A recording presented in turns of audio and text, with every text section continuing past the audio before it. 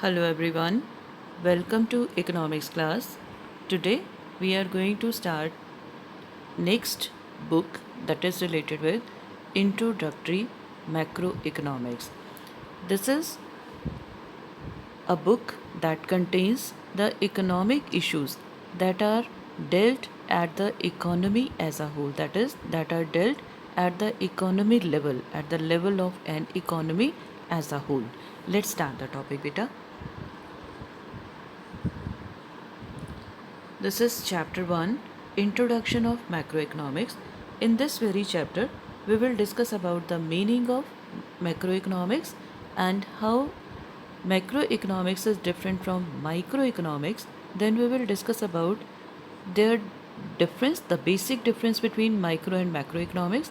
Then we will discuss about the significance and the scope or the subject matter of macroeconomics. Let's start with the definition of macroeconomics. In this very chapter, these are the four key concepts that we are going to study. First is the meaning of macroeconomics. Second is the difference between micro and macroeconomics. Third is scope of macroeconomics, also known as the subject matter of macroeconomics. After that, we will discuss about the significance of macroeconomics. Now, what's about the meaning of macroeconomics? Macroeconomics is that part of economics in which we study economic activities or the economic issues at the level of an economy as a whole. In other words, macroeconomics is that branch of economics that deals with the economic issues, economic problems, economic activities of an economy as a whole. Dear students, as you have already studied in 11th class, that microeconomics is that branch of economics that deals with the economic issues of an individual, like a firm, a consumer, a producer, a household, etc. On the other hand, macroeconomics deals with those economic issues that are studied at an economy, at the level of an economy as a whole, like the problem of inflation, like national income, like money, banking, then aggregate demand, aggregate supply, foreign trade, growth rate, etc. All these are studied for the economy as a whole. Dear students, if we want to know about the growth rate of an economy, we will have to study the economy as a whole, because the growth rate of an individual cannot indicate the growth of a nation. अगर हम ये सोचें कि हम per capita income find out करना चाहते हैं और हम सिर्फ 5 लोगों की पर कैपिटा इनकम ले लें, अमिताभ बच्चन, शाहरुख खान, अनिल अंबानी, मुकेश अंबानी और विराट कोहली, अगर हम इन पाँचों के बेसिस पर कैपिटा इनकम निकालेंगे तो इंडिया जो है वो वर्ल्ड के रिचेस्ट कंट्रीज़ में आएगा. लेकिन वो गलत एस्टिमेट होगा, because if we want to estimate per capita income, we will have to consider it on the basis of economy as a whole. Means हमें सारी economy को simultaneously study करना पड़ेगा. So this is about the macroeconomics. So keep in your mind, macroeconomics includes all those topics, all those issues, all those economic issues that are studied at the macro level. For example, money and banking. पूरे country में एक uniform money होती है. रुपी आपने पढ़ा है, तो एक यूनिफॉर्म रुपी होता है हमारा. इसलिए हम मैक्रो इकोनॉमिक्स में उन इश्यूज़ को स्टडी करेंगे that are studied at the macro level. Now what's about the basic difference between micro and macro economics?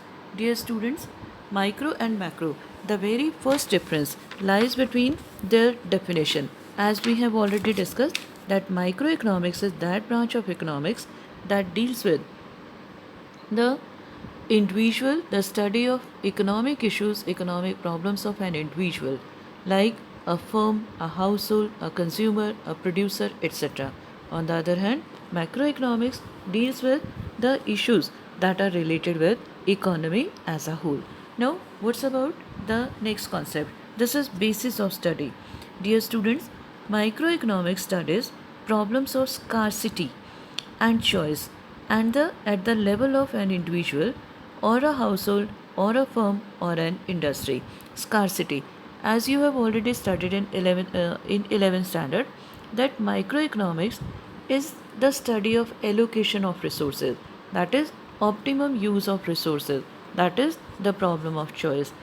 एक इंडिविजुअल लेवल पर, एक हाउस होल्ड लेवल पर, एक फर्म, एक कंज्यूमर, एक प्रोड्यूसर के लेवल पर रिसोर्सेज हमेशा ही लिमिटेड होते हैं और वॉन्ट्स हमेशा ही अनलिमिटेड होती हैं.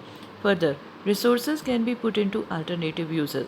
That's why microeconomics studies the scarcity, the concept of scarcity, as well as the problem of choice, that is the allocation of resources, or how the limited resources are allocated, how the limited resources are used to satisfy the basic needs of the basic needs or the essential or the unlimited human wants. Now, on the other hand, macroeconomics studies problems of scarcity and choice at the level of economy as a whole. वो छोटे level पर study करता है एक economy के, एक individual के, और मैक्रो इकोनॉमिक्स पूरे एक कंट्री के. अगर हम बात करें एग्रीगेट डिमांड और एग्रीगेट सप्लाई, आगे के चैप्टर्स में हम स्टडी करेंगे. एग्रीगेट डिमांड का मतलब होता है पूरे कंट्री की डिमांड, पूरे कंट्री की जितने भी सामान प्रोड्यूस हो रहा है उन सब के लिए डिमांड. और एग्रीगेट सप्लाई, जितना सामान प्रोड्यूस हो रहा है that is the aggregate supply. जब एग्रीगेट डिमांड एग्रीगेट सप्लाई से ज़्यादा हो जाती है तब इकॉनमी में इन्फ्लेशन होता है, मतलब स्कार्सिटी आ जाती है. तो स्कार्सिटी और चॉइस जो होती है ये जब पूरे इकोनॉमी के लिए स्टडी किया जाता है then it becomes the macro economics. Next topic, this is about the economic variables. बच्चे, वेरिएबल्स आर दोज क्वांटिटीज़ और those characteristics that changes their value over a period of time. But when we are to study about the economic variables, microeconomics uses microeconomic variables such as consumers demand और producer supply. consumers demand, एक consumer की किसी एक commodity के लिए demand कम ज़्यादा होती रहती है. कोविड से पहले हम लोग जोमेटो वगैरह से काफ़ी ऑर्डर करते थे. कभी हम पिज़्ज़ा मंगवाते थे, कभी हम नूडल्स मंगवा रहे थे, मोमोज़ मंगवा रहे थे. लेकिन कोविड-19 के ड्यूरेशन में कंज्यूमर के डिमांड में काफ़ी कमी आई. Similarly with the producers supply, producer कभी कमोडिटी ज़्यादा प्रोड्यूस कर रहे थे, फिर कोविड के पीरियड में प्रोडक्शन कम हुआ.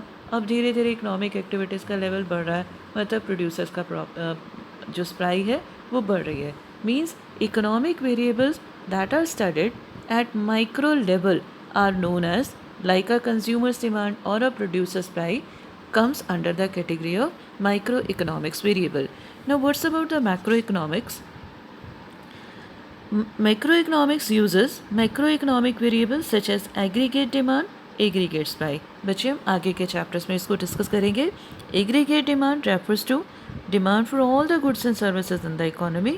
On the other hand, aggregate supply refers to the supply of all the goods and services produced in the economy. Now what's about the economic agents? Instead of discussing about the economic agents, let's discuss about the degree of aggregation. Aggregation का मतलब होता है sum total. As we have already studied in the definition, in microeconomics there is a limited degree of aggregation. Like demand for ice cream. Demand for ice cream means the demand for ice cream by all the consumers in a market. ये बन जाएगा aggregation तो है, sum total तो हुआ है, demand by all the consumers, लेकिन किसके लिए? अ कमोडिटी के लिए. That's why it will come under micro economics. On the other hand, in macro economics there is large degree of aggregation. Like we study aggregate demand. Aggregate demand means demand for all the goods and services produced in the economy. Similarly, supply of a firm means एक firm या supply of ice cream. Supply of ice cream will include supply of ice cream by all the firms producing ice cream. ये बन जाएगा limited degree of aggregation. On the other hand, aggregate supply means supply of goods and services produced in the economy at a particular time. ये बन जाएगा aggregate supply. Now next, this is about the different sets of assumption. Microeconomics and macroeconomics are based on different set of assumption. For example, in case of microeconomics, it is assumed that the output in microeconomics, output is assumed to be constant, and the only thing that is to be studied is related with distribution, means how the generated income is distributed. On the other hand, in case of macroeconomics, the output or income becomes the most important variable.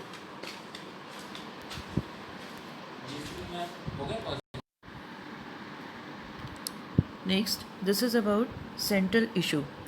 Allocation of resources is the central issue in microeconomics. Allocation of resources, as we have already discussed, it refers to the optimum use of limited resources, that is, the rational use of limited resources having alternative uses to satisfy unlimited human wants. On the other hand, determination of the overall level of output or employment or income is the central issue in macroeconomics. Dear students, the next chapter is related with the determination of national income, that is the output level or the employment level in the economy. So you must keep in mind that central issue of microeconomics is the related with the allocation of resources. On the other hand, the central issue of macroeconomics is the determination of overall level of output and employment. Now, next is micro macro paradox. Paradox का मतलब हमेशा ही क्या होता है, controversy. जैसे एक जगह पर किसी बात का ठीक होना और दूसरी जगह पर उसी बात का गलत हो जाना. जैसे हम ये कहें, आप आप आप हो और आपकी छोटी सिस्टर है, तो आपसे कांच का एक बॉल टूट गया, आपको बहुत ज़ोर से चांटा लगा. आपके सिस्टर से कांच का बॉल टूटा, तो उन्होंने आपको मारा नहीं, उन्होंने आपके पेरेंट्स से आपकी सिस्टर को मारा नहीं, बल्कि उससे पूछ रहे हैं कि बेटे आपको चोट तो नहीं लगी. This is the paradox. अब आप यहाँ पर ये बात कह सकते हो कि जब मेरे से बॉल टूटा था तो मेरी पिटाई हुई, जब इससे बॉल टूटा तो उसको आपने नहीं मारा. This is the paradox. किसी जगह पर एक ही बात का ठीक होना और दूसरी जगह पर गलत होना. अब सेम यहाँ पर है, कुछ ऐसे इश्यूज़ हैं that are appreciated at micro level but are criticized at macro level, or you can say the economic issues or economic variables or economic concepts that become a virtue at micro level but becomes a curse at macro level. For example, saving is a virtue at micro level. हमें पता है, हमें ये सिखाया जाता है कि अपनी इनकम का कम से कम 25% ज़रूर सेव करना चाहिए. या कोई आदमी अगर सेविंग करता है तो हम उसको बहुत अप्रिशिएट करते हैं कि देखो ये आदमी बहुत समझदार है क्योंकि ये सेविंग कर रहा है. But saving becomes a curse at macro level. सब लोग अगर देश में सेविंग करने लग जाए तो समझ सकते हो आप कि पूरा प्रोडक्शन प्रोसेस डिस्टर्ब हो जाएगा. लोग खर्च करते हैं, सामान खरीदते हैं, तभी नेक्स्ट पीरियड में और प्रोडक्शन होता है. अब आप सोच कर देखिए, प्रोडक्शन हुआ लेकिन कंजम्पशन नहीं हुआ, मतलब लोगों ने सामान परचेज़ नहीं किया, तो नेक्स्ट पीरियड में और सामान प्रोड्यूस नहीं होगा. इसलिए हम सेविंग को एक लीकेज मानते हैं for the economy as a whole. In the next videos we will discuss about this concept again. Now saving becomes a virtue at micro level but becomes a curse at macro level. So this is micro macro paradox. So these are the differences between micro and macroeconomics. This question is very important. Now this is scope or subject matter of macroeconomics. Subject matter का मतलब क्या होता है कि हम कौन कौन से concepts को macroeconomics में study करते हैं. Here are few examples like estimation of national income and related aggregates. These are the chapter number 2 to 4. Then theory of employment. This is chapter number 6, 7, 8. Then theory of money and banking. This is chapter number 5. Then rule of the government. Chapter number 10. Foreign exchange rate. Chapter number 11. Balance of payment. Chapter number 12. So all these are the scope of macroeconomics or the subject or the part of subject matter of macroeconomics. We will discuss these chapters in the entire book. Means you can say the macroeconomics, this book of 12th standard moves around all these concepts. So this is about the scope of macroeconomics. Next, what's about the significance of macroeconomics? Macroeconomics क्यों important है? Macroeconomics से हमें क्या क्या पता लग रहा है?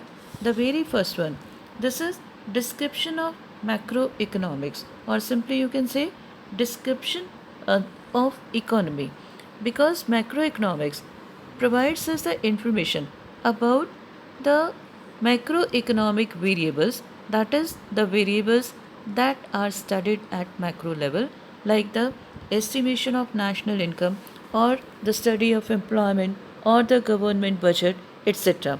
All these variables indicates the growth of an economy, the status of an economy. That's why we can say macroeconomics is very very important, as it provides us the description of the economy. Then roadmap of growth and development. Macroeconomics offers a roadmap of growth and development, that is the programs and policies of economic growth are drawn by assessing the needs and means of the economy. क्योंकि इससे हमें पता लगता है कि needs क्या है हमारी, because all the concept of macroeconomics moves around the economy. So it tells us the needs as well as the means of the economy. Then economic stability. Study of macroeconomics helps us to achieve economic stability. This is achieved through appropriate monetary policy adopted by the central bank, that is the central bank of the country. The central bank of the India is Reserve Bank of India. And fiscal policy, this is the budgetary policy of the government.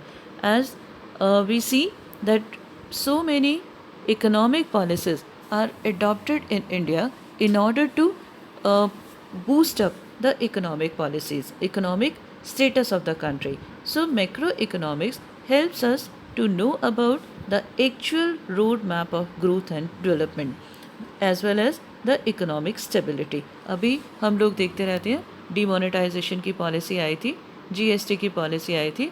आगे जब हम अपनी book करेंगे तो आपको बहुत सारी macro economic policies के बारे में पता लगेगा.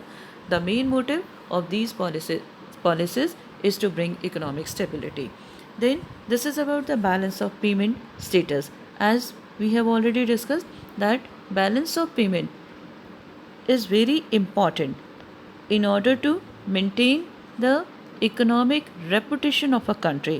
Balance of payment is very important because it shows the the record of economic transactions with rest of the world by a country. Means during a period of time, we will not use the term during 1 year, क्योंकि balance of payment is a systematic record that indicates the economic transactions made by residents of a country with rest of the world.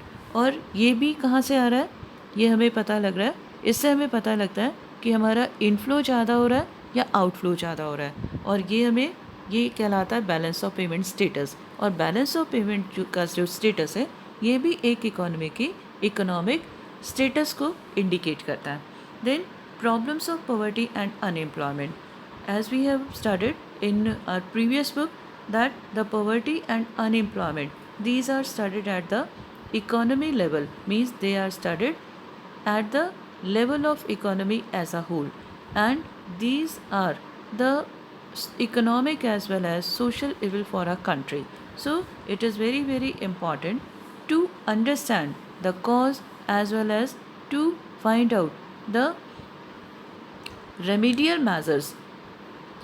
That's why the macroeconomic policies are constructed for the alleviation of poverty and unemployment.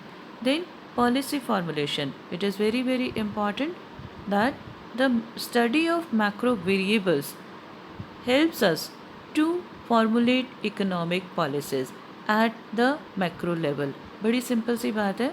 ये सबसे हमें क्या पता लग रहा है कि cause क्या है, इफ़ेक्ट क्या है.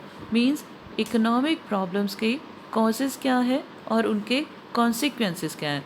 On the basis of the cause and effect relationship, policies are formulated in order to boost up the growth of the economy, in order to alleviate the problems of poverty, unemployment, slow growth rate, etc. So this is the significance of macroeconomics. So with this, your chapter is over. Dear students, do your work properly. Revise the chapter. This is the first chapter of your book. Dear students, do your work properly. Revise the chapter thoroughly. On Thursday, there will be a written test, subjective test. There will be a subjective test of chapter number 12 and 13. Chapter number 12 is related with uh, sustainable development, and chapter number 13 is related with the development experience of India, Pakistan and China. So do your work properly, revise this chapter also. Goodbye dear students, have a wonderful day.